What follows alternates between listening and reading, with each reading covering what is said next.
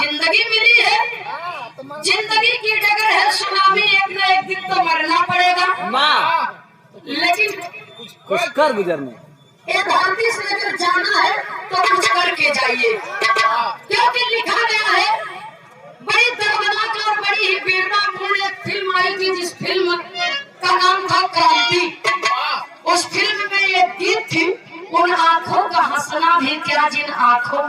जवानी न हो।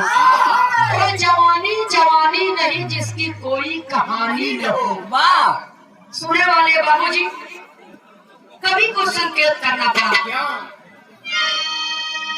16 मार्च सन 1958 16 मार्च सन 1958 हिंदुस्तान की धरती उत्तराखंड पौड़ी गढ़वाल जनपद के अंदर लक्ष्मण सिंह रावत जो गोरखा रेजिमेंट टोली के लेफ्टिनेंट जनरल थे बाबूजी। वाह। सेना में बड़े सच्चे सिपाही थे।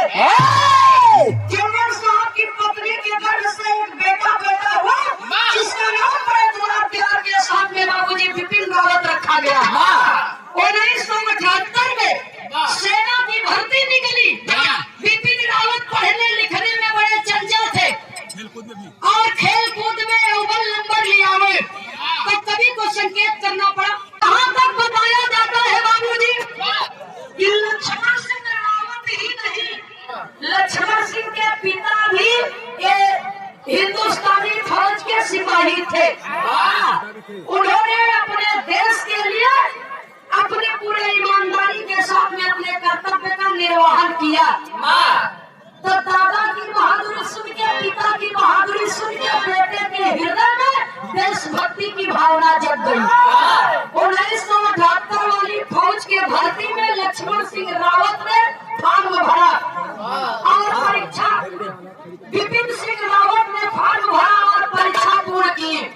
और जब परीक्षा पूर्ण की बाबूजी तो हिंदुस्तान के सच्चे सिपाही के रूप में देश की सेवा करने लगे। तो माई अपने लाल के देख के मुखड़ा चूम के कहता है। बिरहा के अंदर एक लाइन तर्ज का भाव है मास्टर साहब।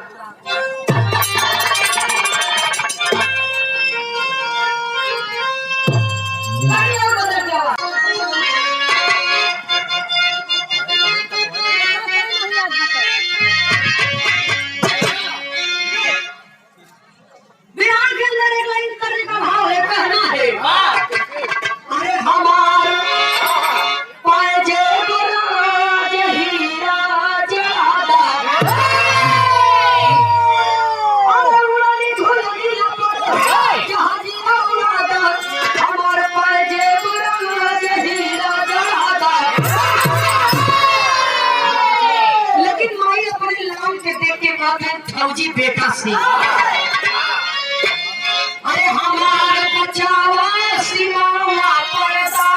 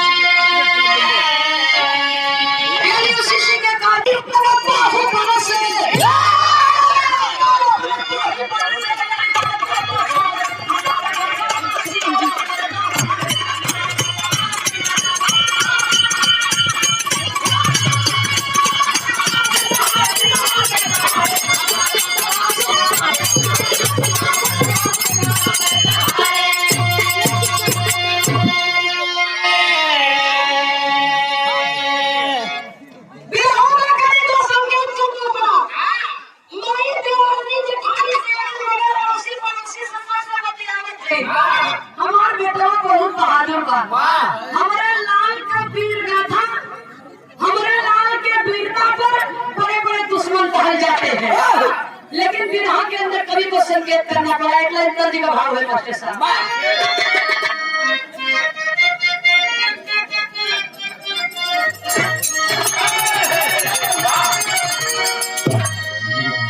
बिरहा में मौका का गीत बहुत सुंदर लिखी गई। सेज चढ़त आगे मोरी गैया, सेज चढ़त आगे मोरी गैया, सैया घुंघट पट खोले, सैया घुंघट पट खोले, सेज चढ़त आगे मोरी गैया,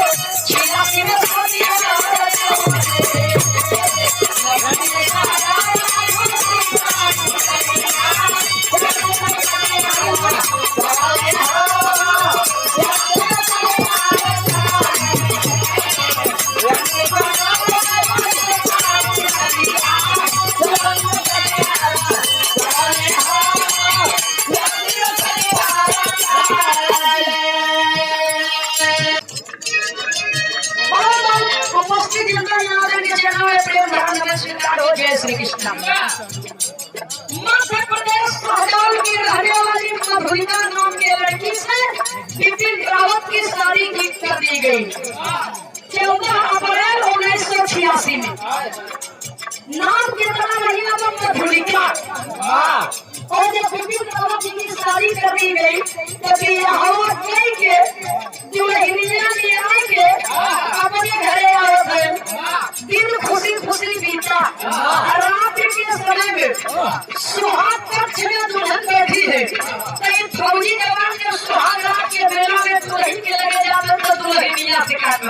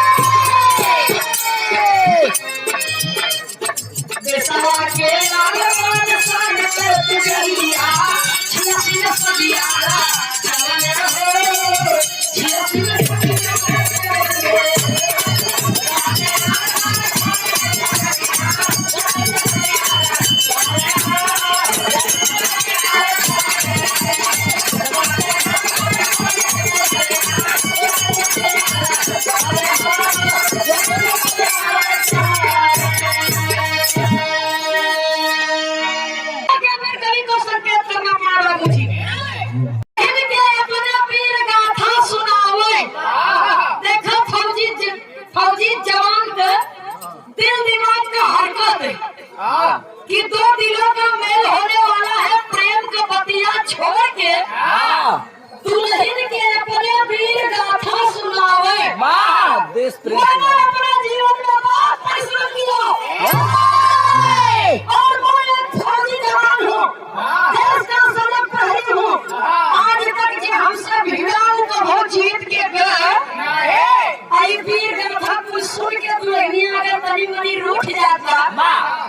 रूठल गुजरिया के सहजे मनावे। सुने वाले बाबूजी, रूठे हुए दुल्हन को बड़े प्यार से सहजे में मनाई दे। रूठल गुजरिया के सहजे मनावे के सवा के आन बान शान के गुजरिया। कोई भी माँ हो या पत्नी हो बाबूजी, हर पत्नी को अपने वीर पति के वीरता पर गर्व महसूस होता है। कभी तो संकेत करना पड़ा। बिपिन रावत जी 43 साल अपने जिंदगी का 43 साल अपने देश की सेवा में दिए और 43 साल के करियर में 18 मेडल बहादुरी का प्राप्त किया और 18 का 18 मेडल 18 मेडल बाबूजी वो वीर बहादुर के मूर्ति पर लगा। उनके बहादुरी की गाथा आज भी कभी को संकेत करना पड़ा कि हमें एक तर्ज है बाबूजी। कभी तो हाथाली में तेरी के भाव में लिखना पड़ा।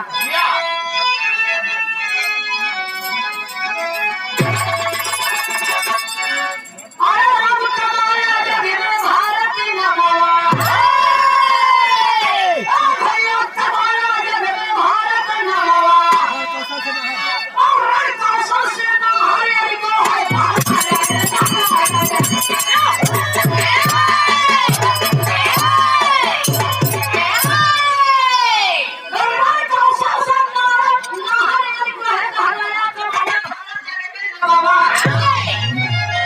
हिंदुस्तान का नाम अगर इतिहास के पन्नों में सम्मान के साथ लिया जाता है, पूरे विश्व के लोग हिंदुस्तान की छवि देखने के लिए आते हैं और हिंदुस्तान की धरती को नमन करते हैं।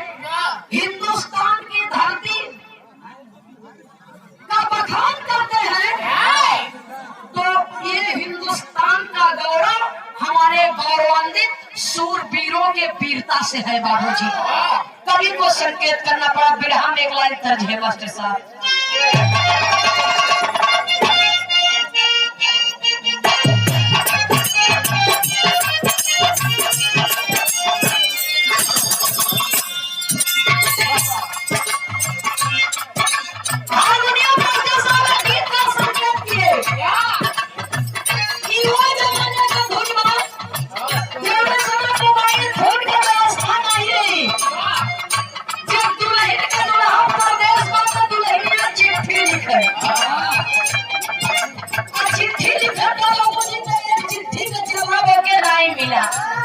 दूसर की चिट्ठी फिर लिखत बा 4 महीना के बाद और चिट्ठिया में लिखवा के कहत का बा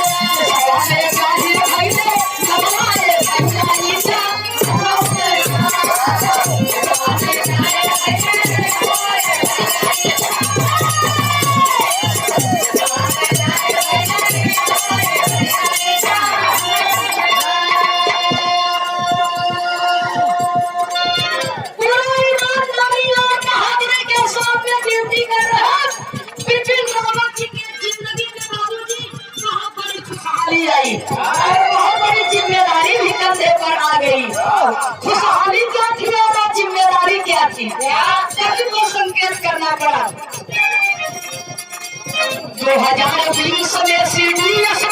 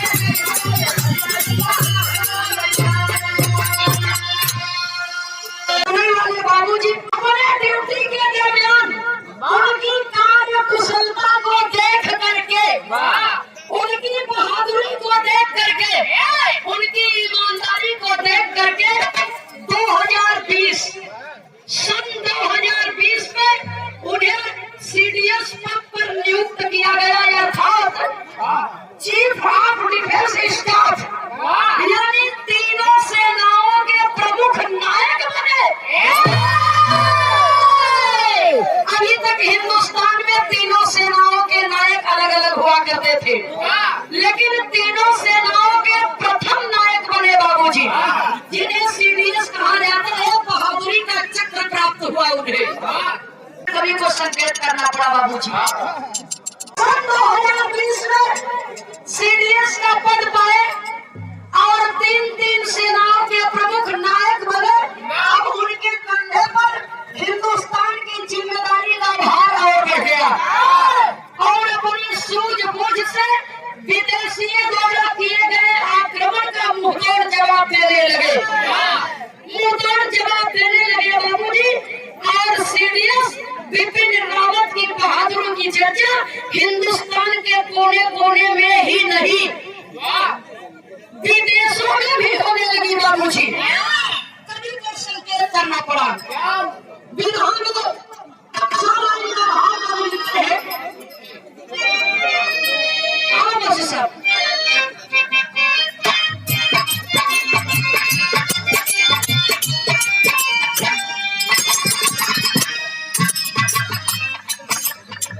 वेलिंगटन के लिए जावा चल जावा नावा हो, चल जावा नावा हो, वेली तो चाहे पैसा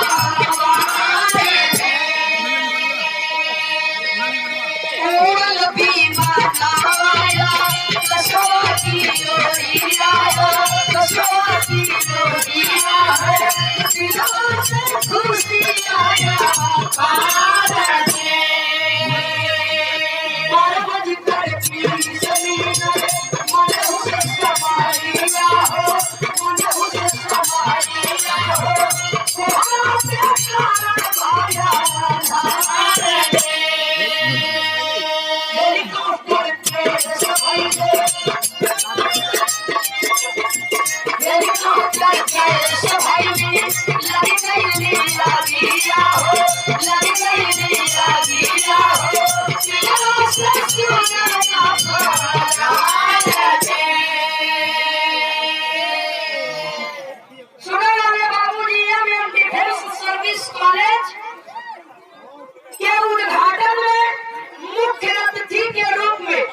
CDS बिपिन रावत को जाना था।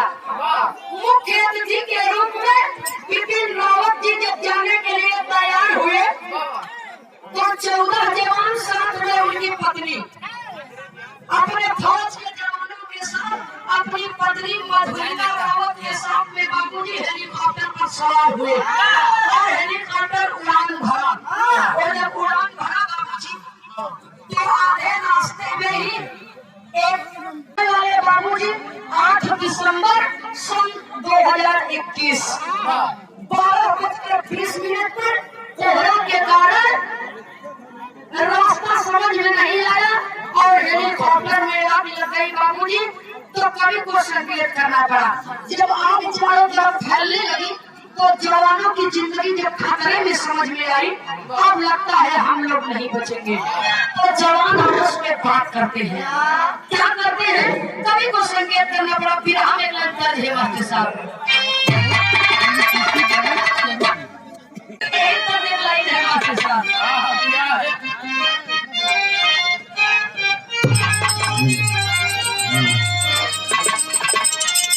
हम तो हुए हैं बदनाम,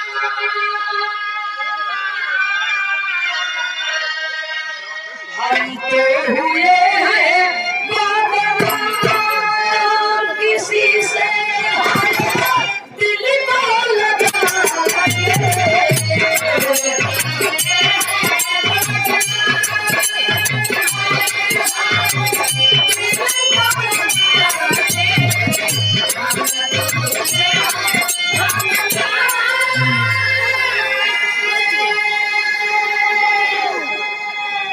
लेकिन गौर करेंगे बाबूजी, बिरहा में कवि को संकेत करना पड़ा। विमान में आग लगी है, किसी भी जवानों का बचना मुश्किल है। जब मौत सामने होती है बाबूजी, तो यादें सबकी आती हैं, लेकिन उपाय कोई सोचता नहीं है। कवि को संकेत करना पड़ा। जवान सोच रहे हैं, सोचते क्या है? विमानवा में सोचे सब जवान,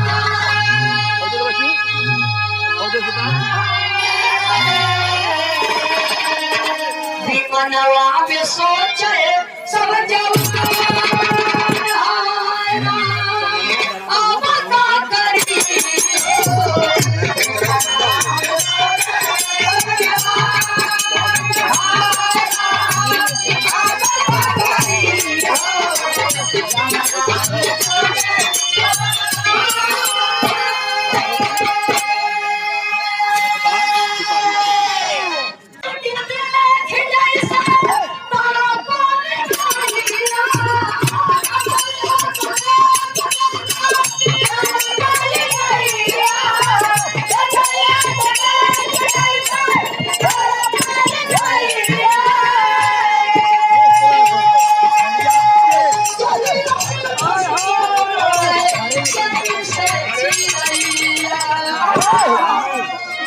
सांसद में तारा भाई पड़ा,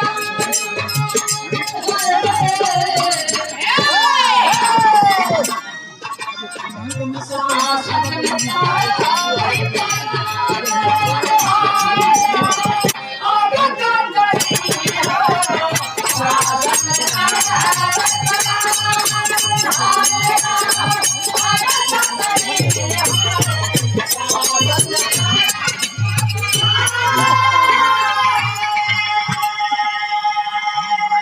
शासन में जिंदगी बढ़ गई, तो बिरहा में करुण भाव और कवि को देना पड़ा। मार्मिक भाव है बाबूजी। जब जवानों की जिंदगी शासन में पड़ी है, जिन्होंने मौत से जूझ रहे हैं हमारे हिंदुस्तान के बहादुर सिपाही, केहू के अपने माई के याद आवत, केहू के बाबू के याद आवत।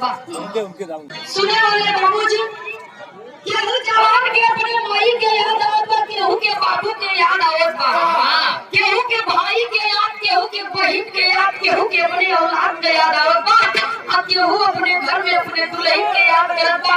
पूरे परिवार के लोग याद कर के बाबूजी रो रहे हैं। मौत दरवाजे पर आकर के खड़ी है, बचने का कोई रास्ता नजर नहीं आ रहा है। जब तक कोई कुछ सोच पाता तब तक बाबूजी ब्लास्ट हो गया और पूरे के पूरे जवान 14 लोग उस हेलीकॉप्टर में सवार, सबकी बदन बाबूजी झुलस गई। और जब झुलस गई बाबूजी, एक जवान घायल अवस्था में पड़ा है, जिस जवान का नाम बताया गया कैप्टन वरुण सिंह, जिसका इलाज अभी भी चल रहा है बाबूजी।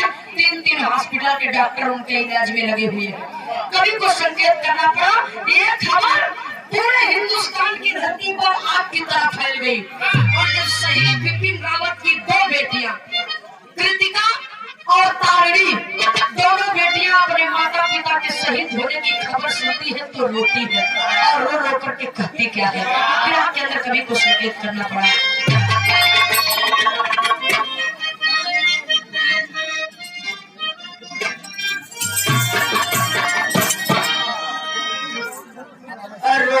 बिटिया रानी कहवा गैया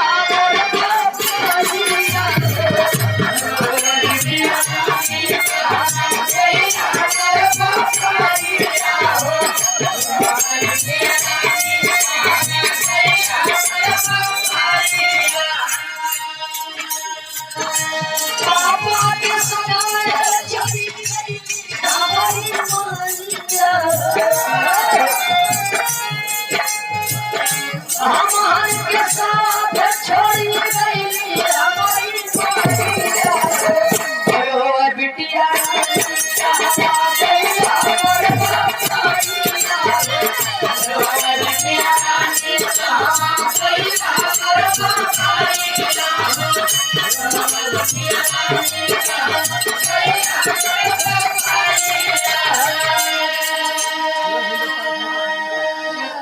बेटियां रो रही है बाबूजी, बेटियां रो रही है और पूरे के पूरे गांव के लोग जुटे हैं वो बेटियों को धीरज बंधाने के लिए। लेकिन कवि को संकेत करना पड़ा, कहना है पूरे हिंदुस्तान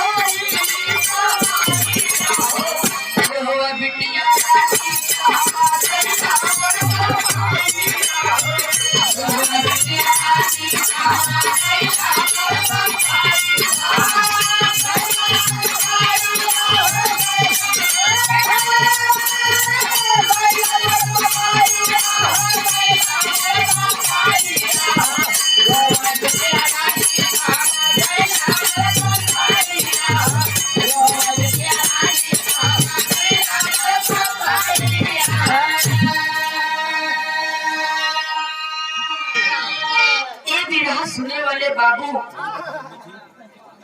बड़ी बेटी कृतिका जिसकी शादी हो चुकी है वो बॉम्बे की धरती पर अपने पति के साथ में रह रही है। लेकिन जब ये घटना सुनती है बाबूजी तो वहाँ से तत्काल अपने मायके की ओर चल देती है और छोटी बहन रो रही है, तड़प रही है। लेकिन बड़ी बहन को जब देखती है छोटी बहन तो छोटकी बहनिया धधा के बड़की बहन के कोरवल में फाक पड़ी बाबूजी और रो रही है। आज पिताजी ये दुनिया को छोड़ करके चले गए, माँ इस दुनिया को छोड़ करके चली गई और बड़ी बहन के अंदर आज उस छोटी बहन के माता पिता पूरा परिवार नजर आ रहा है। बड़की बहनिया अपने आंचल में छोटकी बहनिया के समेट लेती है, लेकिन कब तक अपन आंसू रोकी, आखिर में उसने भी अपने माता पिता को खोया है। और ये दोनों बहनों का दर्द वही समझ सकता है बाबूजी जिसने अपने माँ बाप को खो दिया हो इस दुनिया से। क्योंकि औरत अपने जीवन की पूरी पूंजी खर्च कर दे, फिर भी जो प्यार जो ममता माता और पिता से मिलती है बाबूजी, माता पिता के मर जाने के बाद अपने जीवन की सारी दौलत खर्च कर दे, ये संसार में माता पिता का प्यार कोई नहीं दे सकता है। पिता के बहादुरी की चर्चा अवश्य हो रही है, लेकिन हृदय में तकलीफ है, दुख है। कवि को संकेत करना पड़ा बाबूजी, आधा की लाइन में लिखना पड़ा। लाइन में कवि को संकेत करना पड़ा।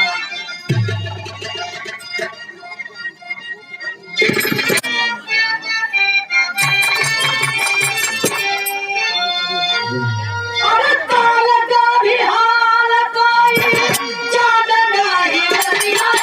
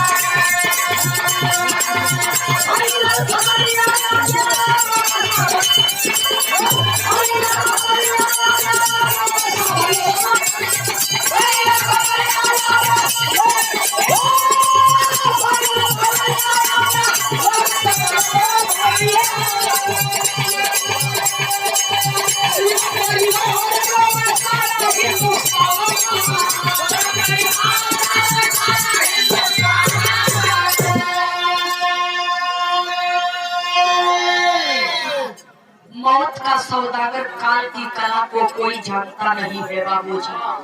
मटिया मेट कब कई देई की जहान।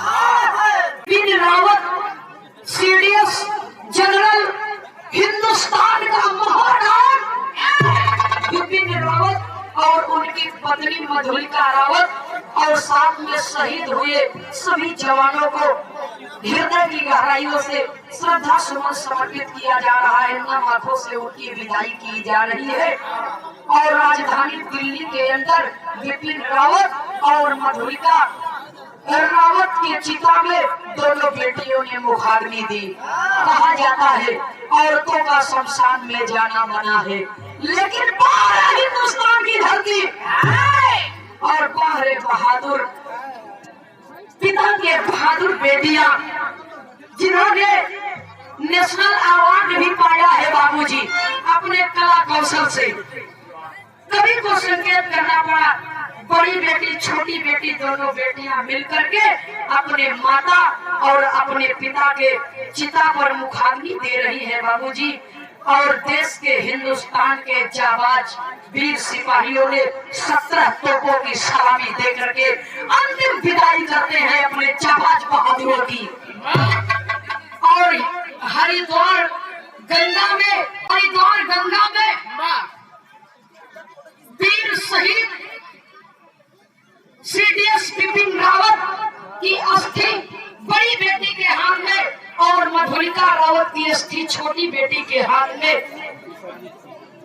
हाथ से बाबूजी हरिद्वार गंगा जी में प्रवाहित किया गया, विसर्जित किया गया और अंतिम विदाई दी गई। तो अपने वीर सपूतों के विषय में कभी अपने लेखनी के माध्यम से एक संकेत करते हैं। कैसे भैया?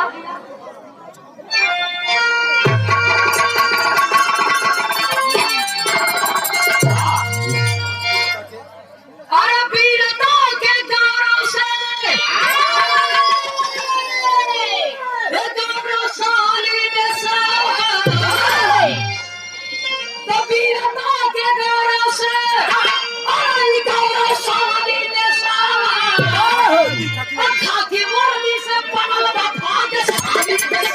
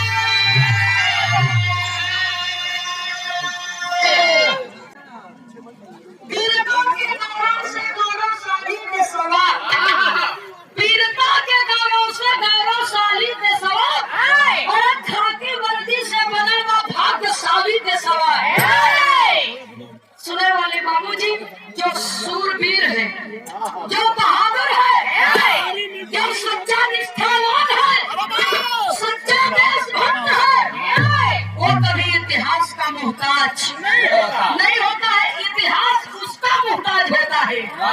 तो ऐसे वीर पुरुषों के वीरता पूर्ण गौरव गाथा से हमारा देश बाबूजी भाग्यशाली और गौरवशाली है। देश के जाबाज बहादुर सिपाहियों को, शहीद सिपाहियों को पूरे हिंदुस्तान की ओर से, पूरे सकल समाज की ओर से, मंच की ओर से हम हृदय की गहराइयों से श्रद्धा सुमन समर्पित करते हैं, श्रद्धांजलि समर्पित करते हैं। जय हिंद, वंदे मातरम। आखिरी और अंतिम क्रम में कवि को संकेत करना पड़ा।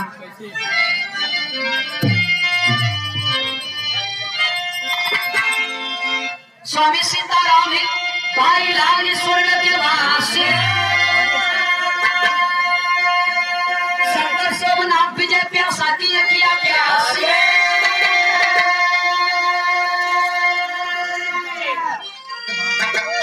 राम कमाया जग में भारत न गवा, भारत कमाया जग में भारत न गवा।